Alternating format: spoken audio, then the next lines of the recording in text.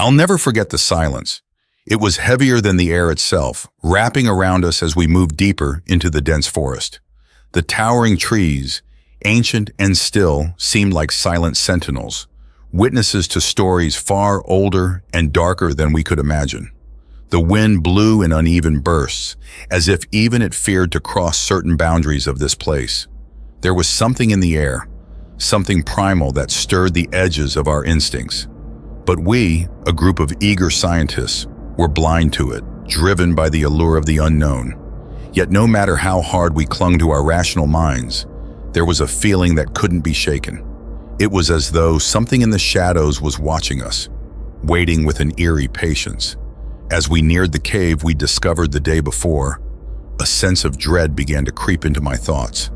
There was no logical reason for it, but the fear was there, rooted deep inside, growing slowly as if it knew what was coming.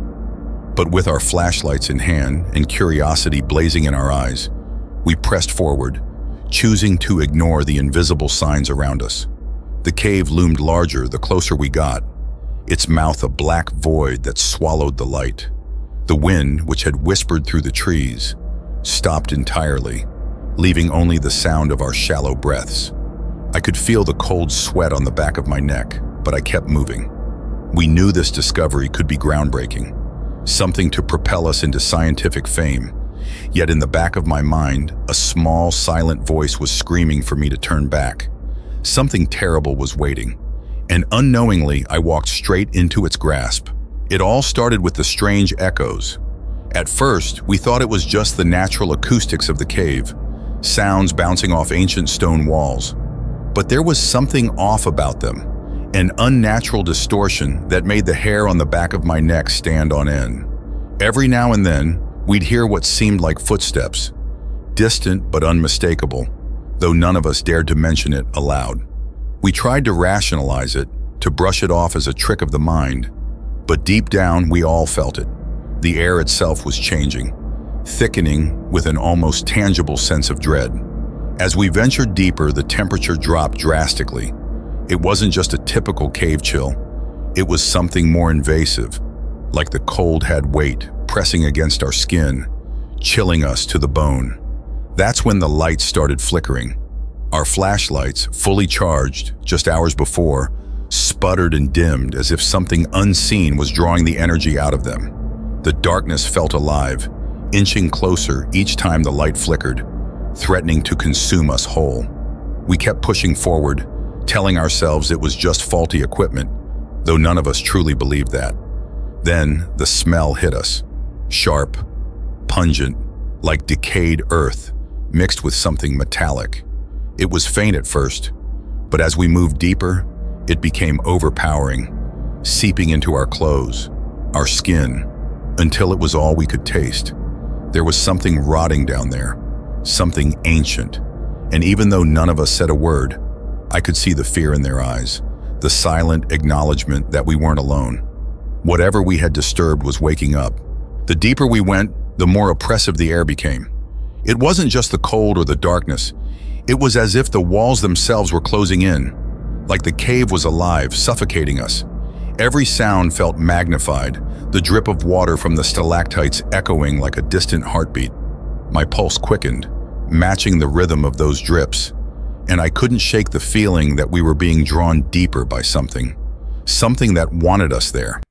The rational part of my brain fought to stay in control, but terror had already started to take root, gnawing at the edges of my thoughts.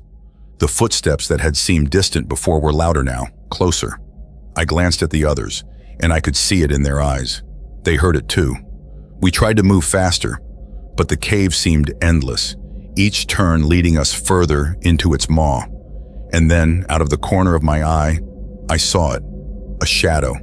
At first I thought it was just a trick of the flickering light, but it moved, slithering along the walls, too quick to be anything human.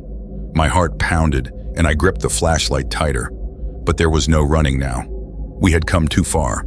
The others began to panic. Whispers turned to frantic breaths, and the weight of the terror in the air pressed down on us.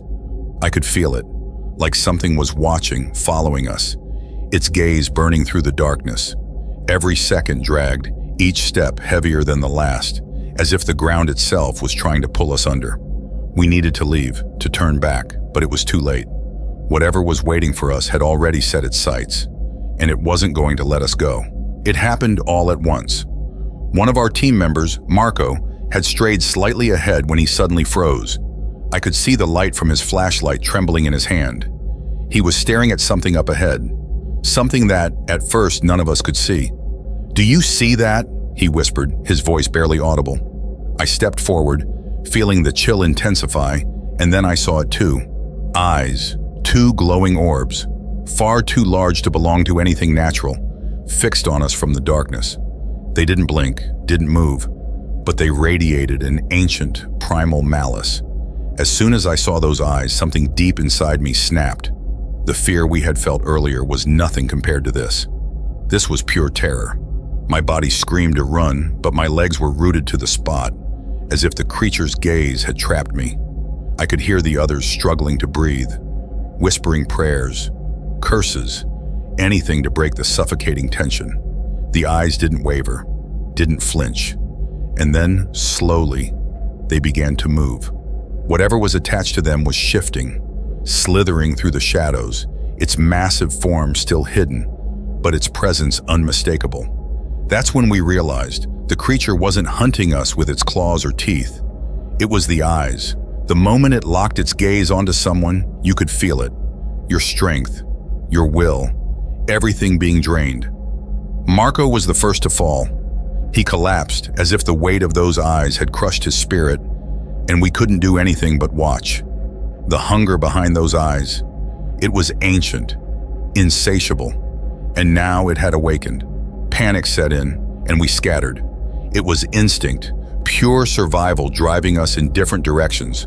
But no matter how far we ran, I could still feel its gaze. The eyes, they followed us, shifting through the darkness with a precision that defied logic. I could hear the others shouting, their voices muffled and distant, as if the cave itself was swallowing their cries. I wanted to help, to pull them to safety, but my own fear was paralyzing. Every corner I turned, those eyes were there, watching, waiting. It wasn't hunting us with speed or force. It was stalking us with patience, savoring every moment of our terror.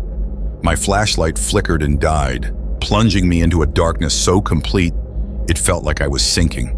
But then in that blackness, I felt something, an overwhelming presence, so close I could hear its breath. The air grew colder, heavy with decay. I knew it was there, inches from me, and yet I couldn't see it. I could only feel those eyes piercing through me, stripping away every ounce of courage I had left. My breath was shallow, heart pounding as I stumbled backwards, desperate to escape. But escape wasn't an option. Not anymore. I wasn't sure if the others were still alive or if they had already succumbed to its power, but there was no time to think. I had to act. Summoning every last shred of will, I forced myself to move, to push through the suffocating fear and run. I had no plan, no idea where to go, but the thought of staying there, trapped under its gaze, was unbearable. I had to fight, even if I knew deep down this evil was beyond anything we could ever hope to defeat.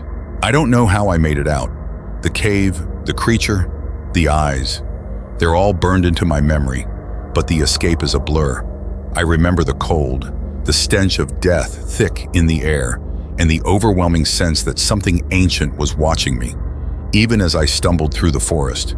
When I finally emerged from the cave, I was alone. The others, I never saw them again. Their screams still echo in my mind, haunting me, but I couldn't go back. Not after what I had seen. Whatever that thing was, it wasn't meant to be disturbed. In the days that followed, I tried to convince myself it was all in my head, a hallucination, a nightmare brought on by exhaustion. But at night, when the world goes quiet, I can still feel its gaze. It's not over. That thing, that creature, is still out there, lurking in the dark, waiting. I'm not sure if it's hunting me or simply watching, but I know it's there. I see those eyes in every shadow, feel its presence in every gust of wind. No one will believe me, of course. They'll say it was fear, the isolation that broke my mind. But I know the truth. We unleashed something ancient, something vengeful. And even though I managed to escape, I know I'm not safe. None of us are. The eyes are out there, searching for the next fool who dares to wander too far into the dark. And when they find them, the terror will begin all over again.